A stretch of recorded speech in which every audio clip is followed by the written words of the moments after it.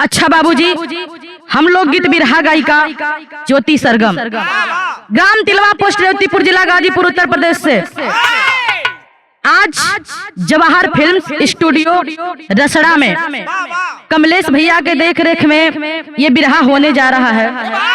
और हमें आशा नहीं बल्कि पूरा विश्वास है कि जैसे आप लोगों ने हमारे एक बिरहा को दुलार प्यार आशीर्वाद दिया, वैसे ही हमारे इस बिरहा को भी दुलार प्यार आशीर्वाद देंगे।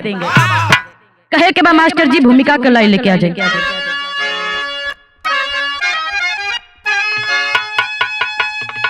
रो रहा है चमन, रो रहा है कफन, रो रही ये विरासत की बुनियाद है। शोक में डूब गई आज भारत की जनता, आह ईश्वर भी करते जिसे याद है। यश को कैसे कहूँ कांप जाता जिगर, जिसकी छवि को बताते सूरज चांद है। दे रही है सलामी भोजपुरी की गरिमा, शांति शांति मिले यह फरियाद है।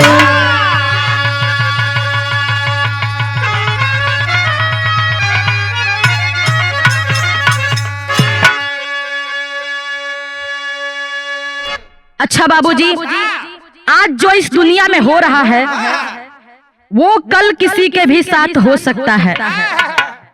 कब किसके साथ क्या हो जाए इसको कोई नहीं जानता। कहना है कैसे गजल के लाइन में,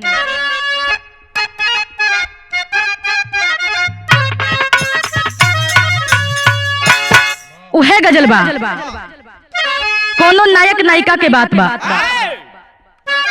उन लोग में बहुत करीबी रहे दूरी बन गई बा। नायक कहता नायिका खातिर, कहे कौन भाव में, अरे अगर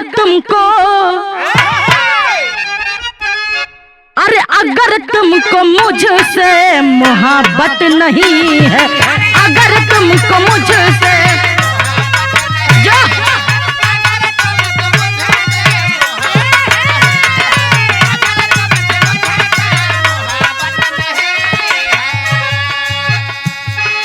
अगर तुमको मुझसे मोहब्बत नहीं है,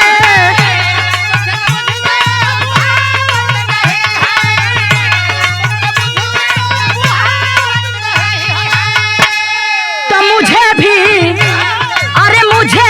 तुम्हारी जरूरत नहीं है, मुझे भी तुम्हारी। क्या बात है,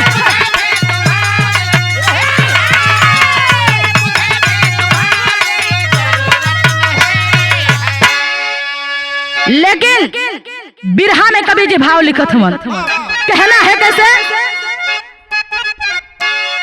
अरे खुदा ये बता दे है कैसा जमाना,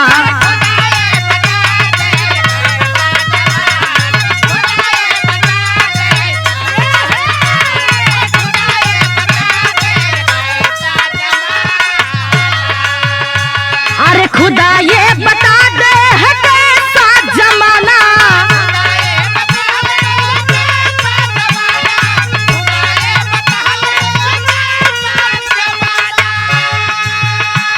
अरे चढ़े जब शिकर पर है टूटा या सियाना, चढ़े जब शिकर पर। क्या बात है,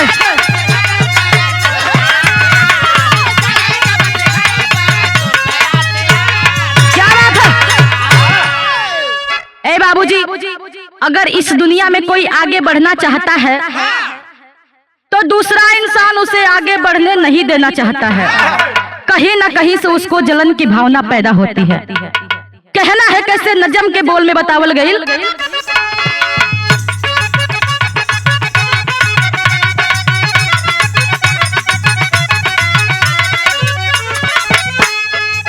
उत्तर प्रदेश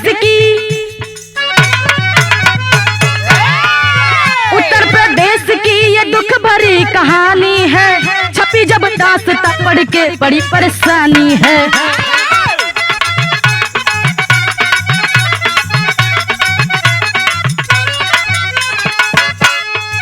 जिला भदोही गांव बरदहा विरासत है, फिल्म अभिनेत्री भोजपुरी की रियासत है।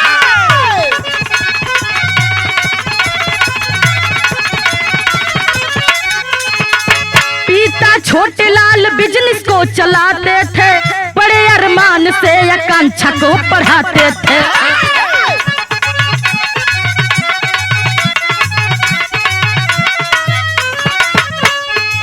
माता मधु दुबे दो बेटा घर के शान रहे, खुशी परिवार मन में बड़ा ही अरमान रहे।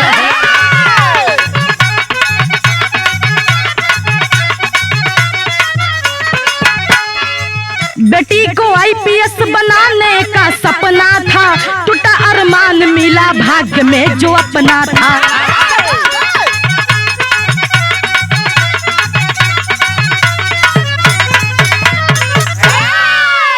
अच्छा बाबूजी, उत्तर प्रदेश के अंदर भदोही जिला पड़ता है और उसी भदोही जिला में एक बरदहा नाम का गांव है और उसी गांव के रहने वाले छोटे लाल दुबे जी, जिनकी पत्नी मधु दुबे थी और उनकरे गोद में भगवान 3 ठे संतान देले हमारे, 2 ठे बेटा और एक बेटी। बड़का बेटा के नाम है आदित्य, उनकरे बाद आकांक्षा दुबे और एक और भाई रहलन जिनकर नाम रहे हरिओम दुबे। बहुत प्यार से छोटे लाल दुबे जी अपना परिवार के पालन पोषण करत हुवन, देख रेख करत हुवन, जिनकर एक छोटा सा बिजनेस है। अपना बिजनेस के जरिए अपने परिवार के जियावत खियावत हुवन और अपने मन में उस सपना देखले हुवन कि अपना बेटी आकांक्षा के पढ़ा लिखा के बढ़िया डिग्री दिया के और उनके आईपीएस ऑफिसर बनाई।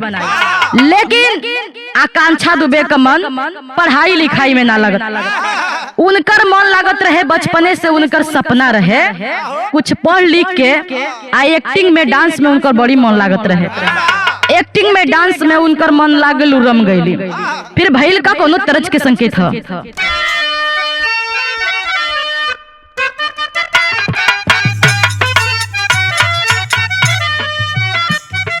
उहे तरज बा, उहे गीत बा। कोनो मेहरारू के मरद यही जाड़ा के महीना में गवना करा के बहरे चल गए हवन, तो वो मेहरारू अपना दिल के दर्द बतावतिया और कहे कैसे,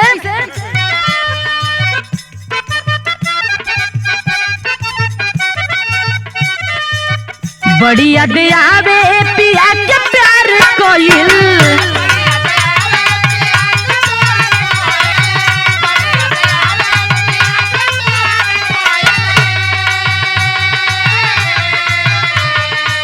रतिया तरतिया पहाड़ दिन भइल,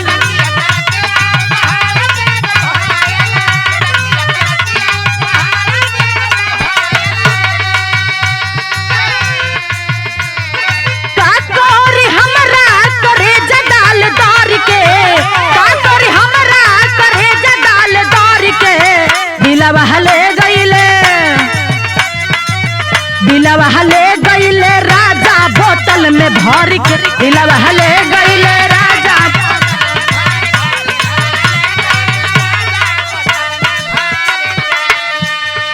लेकिन हमारे कबीर जी भाव में बतावत हवन, बहुत सुंदर भाव लिखत हवन। कहे के बा कैसे,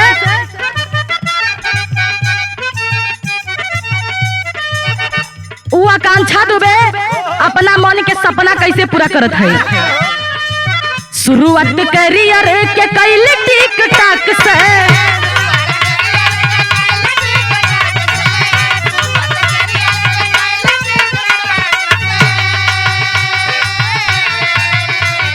मॉडल बने के विचार ठीक ठाक से,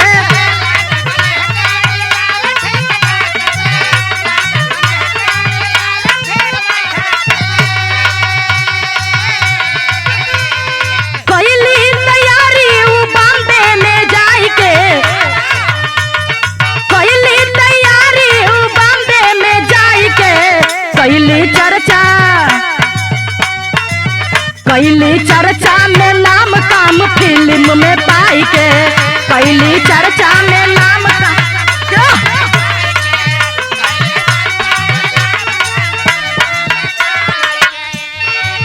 ए बाबूजी, आकांक्षा दुबे अपना कैरियर के शुरुआत कैले रहली। ओ घड़ी चले टिक टाक वीडियो, जवन शॉर्ट वीडियो कहल जाला, वही टिक टाक वीडियो बना के और एक्टिंग के दुनिया में अपन नाम बनैले। और आगे हुआ क्या कहना है,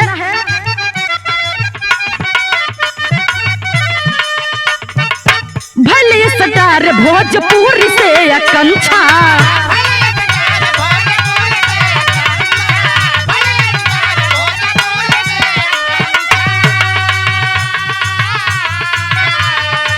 सुपर सिंगर होठ डांस के प्रशंसा,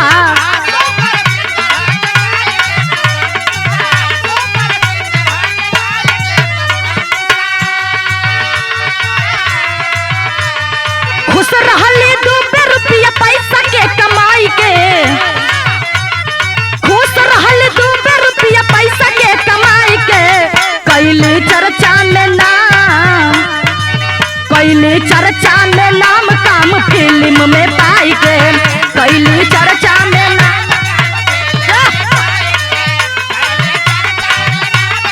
क्या बात है। ए बाबूजी, जौनी समय टिकटॉक पे वो अपना पहचान बनाई, उस समय किसी के माध्यम से उनको मुंबई बुलाया गया। और जब वो मुंबई गई तो जा करके भोजपुरी फिल्म में काम करने लगी। जब भोजपुरी फिल्म में काम करने लगी तो अपने मेहनत से, अपने अदा से सभी गायक और सभी अभिनेताओं के मन मोह लिए। फिर आगे हुआ क्या,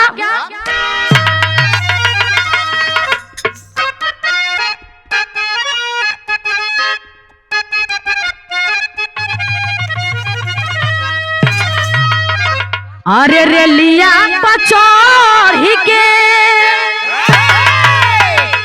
हई जहाजिया से उतरी पिया रंगुनवा रे गईले ना,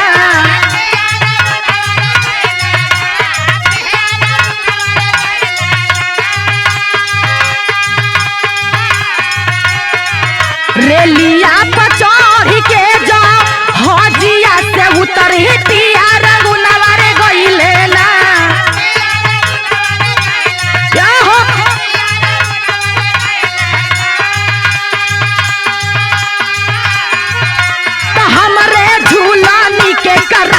पिया रंगुनवा रे गईले ना,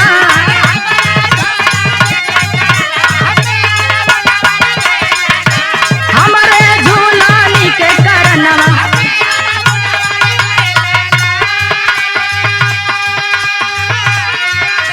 लेकिन ऐसे सुंदर हमारे कबीर जी भाव लिखत हमन बिरहा में कहना है,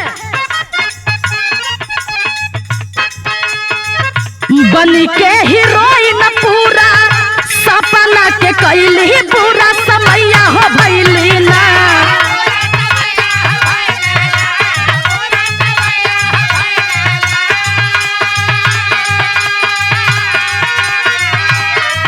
बन के हीरोइन पूरा सपना के कैली पूरा समैया हो भैली ना।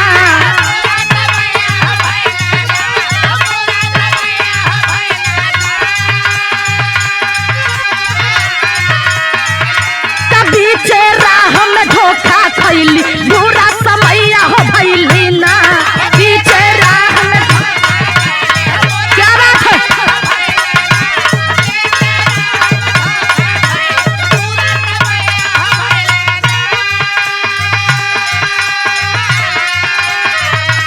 देखिए, जब आकांक्षा दुबे फिल्म में काम पा करके और अच्छी एक एक्ट्रेस बन गई, एक अच्छी हीरोइन बन गई भोजपुरी इंडस्ट्री में, फिर हुआ क्या उनके साथ में,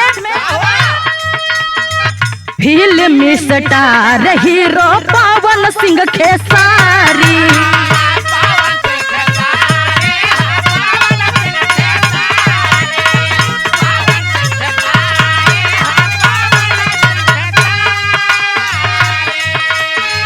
बरखा दे के पार्टी करे बनारस में अइली पूरा समैया हो भैली ना।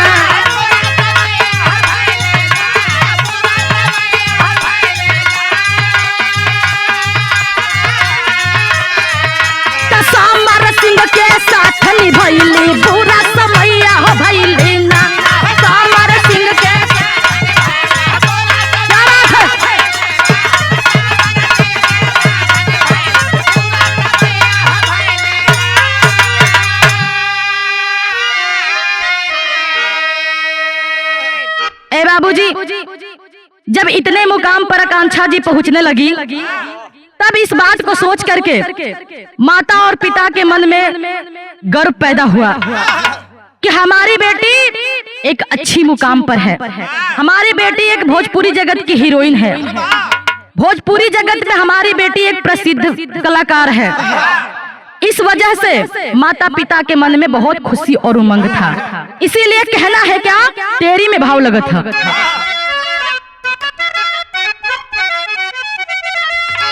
पल भर में सपना चूर हो गइल, मची है धूम जिगर में, नैना बरसे नूर, अरे हो नूर, अरे हो नूर, अरे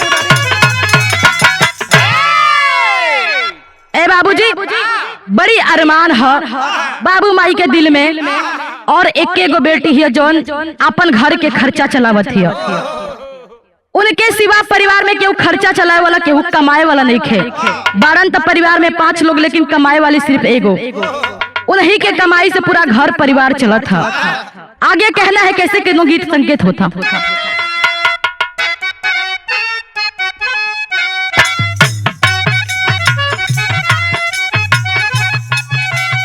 उहे गीत के संकेत बा, शादी ब्याह में, शादी होखे खातिर जौनी घरी मारो में लोग बैठे ला, ओ घरी माता बहन लोग बहुत प्यार से गीत के गावेले।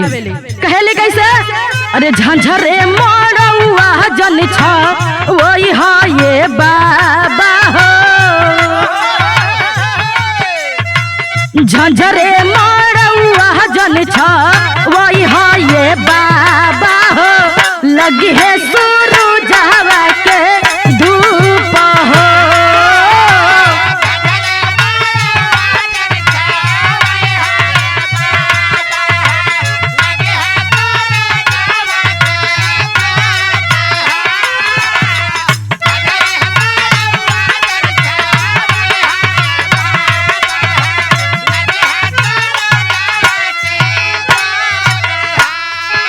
लेकिन गीत से बढ़िया कवि जी भाव लिखलन।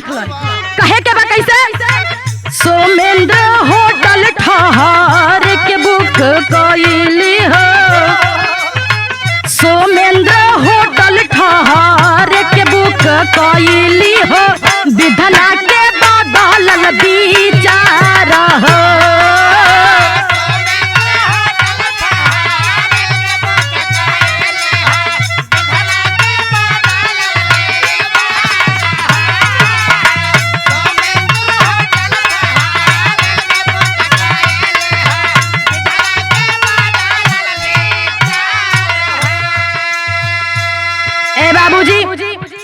फोन गया कि आपको आना है बनारस में शूटिंग के लिए फिल्म के, तो उन्होंने एक गाड़ी बुक किया और मुंबई से तुरंत आ गई बनारस। बनारस में एक होटल बुक किया गया, जिस होटल का नाम था सोमेंद्र होटल। 25 तारीख के रात को उनको किसी बर्थडे पार्टी में जाना था, और जब बर्थडे पार्टी में गई, रात को धूमधाम से बर्थडे पार्टी एंजॉय किया उन्होंने। फिर 1:30 बजे, करीब 1:30 बजे के बाद उन्होंने होटल में वापस आया। जब वो होटल में वापस आई तो उनको छोड़ने के लिए एक लड़का आया था, जो करीबन 17 मिनट तक उनके रूम में ठहरा हुआ था। और 17 मिनट के बाद जब वो निकल करके रूम से बाहर गया तो फिर हुआ क्या,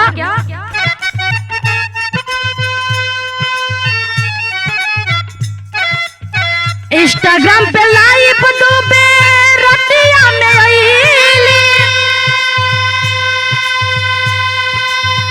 चेहरा मलिन आंसू आँख में देखैली।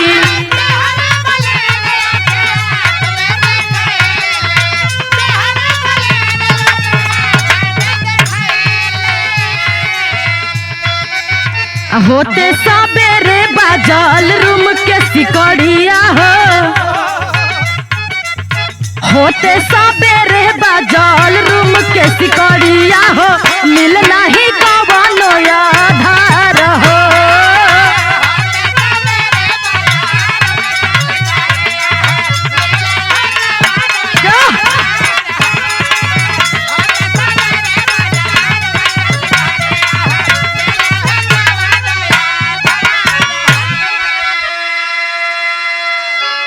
बाबूजी, जब आकांक्षा दुबे के रूम से वो लड़का जाता है, उसके बाद आकांक्षा दुबे जी 2 बजे के बाद अपने इंस्टाग्राम पेज से लाइव आती हैं और लाइव आकर के अपने मुंह को ढक करके और वो रोना स्टार्ट कर देती हैं।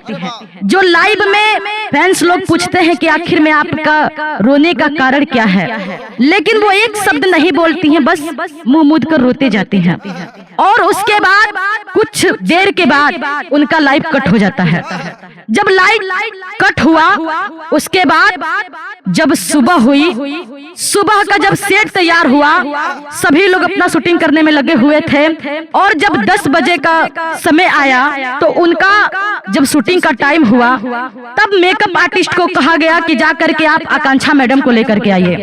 मेकअप आर्टिस्ट जाता है, उनका फोन लगाता है तो फोन का रिंग बज रहा है, लेकिन फोन का कोई जवाब नहीं आ रहा है। और जा करके उनके दरवाजे का बेल बजाता है, फिर भी कोई रिस्पांस नहीं आ रहा है। उसके बाद घंटी पे घंटी दिया जा रहा था उनके मोबाइल पर, लेकिन कोई उस पे रिसीव नहीं करने वाला था। आखिर में हुआ क्या, अल्लाह में बताया गया।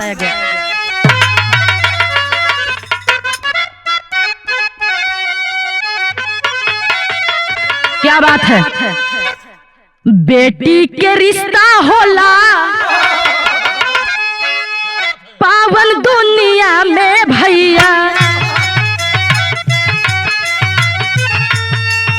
बेटी ही बसावेली घर संसार, बेटी एक उदाहरण रहली आकांक्षा कुमरिया भैया, कम दिन में मॉडल भैली सुपर स्टार, मास्टर चाबी लैके पर शासन जब अइले भैया, खुलल दरवाजा रहली मौत के शिकार, फिल्म इंडस्ट्री के अभिनेता अभिनेत्री भैया, शौकवा में डूब गईले पावल समाचार। ए बाबूजी, जब उस होटल का दरवाजा नहीं खुला, रूम का दरवाजा नहीं खुला, उसके बाद जो मेकअप आर्टिस्ट को भेजा गया था उनको लेने के लिए, उसने फोन लगा करके होटल के मैनेजर को बुलाया। होटल के मैनेजर भी खुलवाया, दरवाजा नहीं खुला। अब फोन करके प्रशासन को बुलाया गया। जब प्रशासन आई तो जो मास्टर चाबी होती है, उसी मास्टर चाबी से उस दरवाजे को खोला गया। और जब उस दरवाजे को खोला गया तो अंदर देखा गया तो उनका मृतक शरीर जो है पंखे से लटका उस बेड पे बैठा पड़ा हुआ है। पुलिस डिपार्टमेंट देखती है, शौक रह जाती है कि आखिर ये क्या देख रहे हैं हम लोग। उनके जो साथ के थे शूटिंग करने वाले अभिनेता, विलेन और सभी लोग तो शौक रह गए कि आखिर में ये आकांक्षा जी ने क्या कर लिया। उसके बाद ये खबर धीरे धीरे पूरी मीडिया के माध्यम से पूरे दुनिया में फैल गई। उसके बाद से पूरे नेता अभिनेता सब शौक रह गए हैं कि आखिर में इनको हुआ क्या है, किस कारण से इन्होंने फांसी लगाया है, आगे हुआ क्या, कहना है।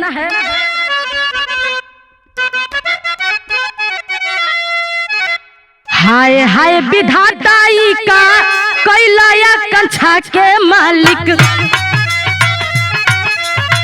केवल दूरचारी पाप कैलस बोरिया, मिला ना सबूत पोस्ट मैडम के भेजले भैया, अब फांसी के तहत उड़ल मैना वाला चार।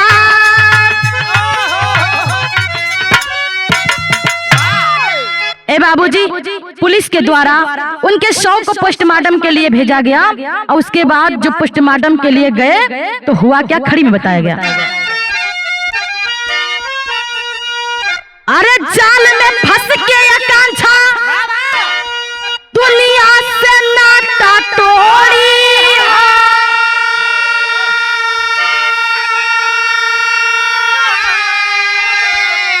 तो उड़ गईल मयनमा, अरे उड़ गईल मयनमा, अपना पिजड़ा के छोड़ी हो, उड़ गईल मयनमा।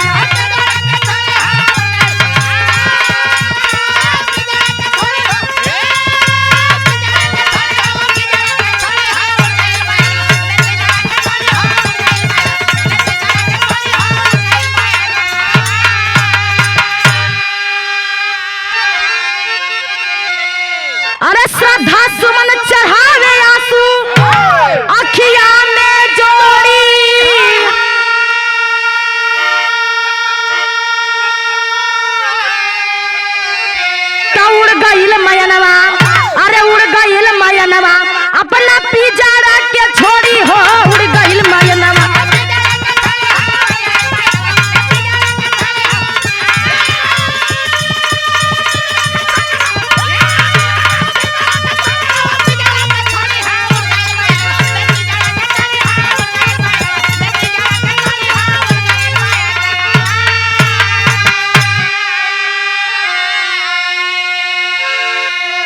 ए बाबूजी, जब यह बात आकांक्षा दुबे के माँ को पता चला है कि उनकी बेटी का निधन हो गया है, वो भी फांसी लगाने से, तो माँ ने मीडिया के सामने आकर के, पुलिस के सामने आकर के इस बात को बयान दिया है कि हमारी बेटी आत्महत्या कभी नहीं कर सकती है। जबकि छोटे स्तर पे काम करती थी तो उसने ऐसा कुछ नहीं किया, तो आज तो बहुत नाम कमा ली है हमारी बच्ची ने। वो ऐसा काम कभी नहीं कर सकती है।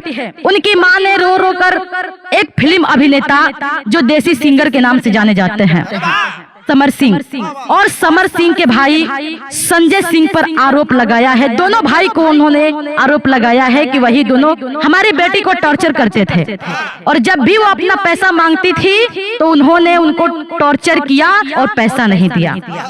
इस कारण से आकांक्षा दुबे जी के माँ का बयान है कि उनको डराया गया था, धमकाया गया था कि हम तुमको जान से मार देंगे। इस तरह से समर सिंह और संजय सिंह ने मिलकर आकांक्षा दुबे जी को मारा है।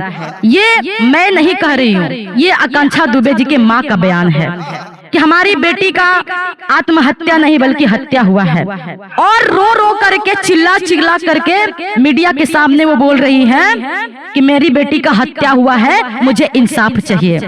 और काशी बनारस में मणिकर्णिका घाट पर उनका शव को जलाया गया। और आगे क्या रिपोर्ट आता है, क्या सच्चाई निकल के आती है, अगर आप लोगों का आदेश होगा तो पार्ट 2 में आप लोगों को बताने की कोशिश करूंगी मैं। आखिरी लाइन में कहना है कैसे, गुरु बिहारी गुरु गणेश जी डूब गए हैं गम से, अरे लिख दे कभी बबलू यादो आंसू बहे कलम से।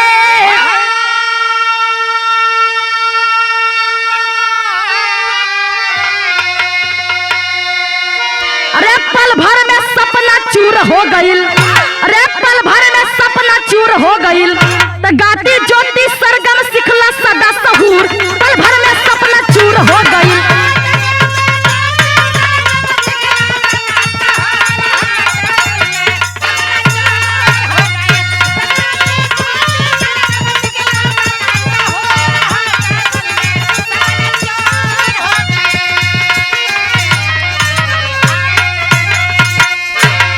जय हो बिरहा समाज।